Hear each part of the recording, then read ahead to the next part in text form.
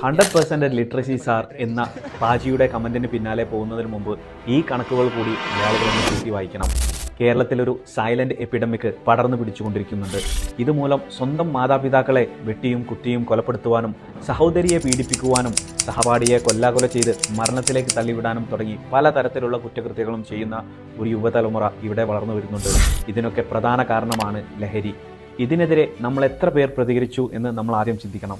1.5 വർഷം കൊണ്ട് കേരളത്തിൽ റിപ്പോർട്ട് ചെയ്ത NDPS അഥവാ ഡ്രഗ് അബ്യൂസ് കേസുകളുടെ എണ്ണം 41,531 ഇതിൽ 145 സ്ത്രീകളും 18 വയസ്സിന് താഴെയുള്ള 102 കുട്ടികളും ഉൾപ്പെടും. 2024 ജൂൺ വരെയുള്ള കണക്കുകൾ മാത്രമാണ്. കേരള എക്സൈസ് ഡിപ്പാർട്ട്മെന്റിന്റെ കണക്കുകൾ പ്രകാരം 70% ഡ്രഗ് അഡിക്ഷൻ കേസുകളും തുടങ്ങുന്നത് 10നും 15നും ഇടയിൽ പ്രായമുള്ള കുട്ടികളിലാണ്. ഒരു തലമുറ ഒന്നടങ്കം ലഹരി എന്ന ചതിക്കുഴിയിൽപ്പെട്ട് നശിച്ചു പോകുമ്പോൾ ഈ വിപത്തിനെതിരെ പോരാടുകയോ ബോധവൽക്കരണം ചെയ്യുകയോ ചെയ്യാതെ 100% ലിറ്ററസി എന്നത് വെറും പ്രഹസനം മാത്രമാണ്. Share it if it resonates with U.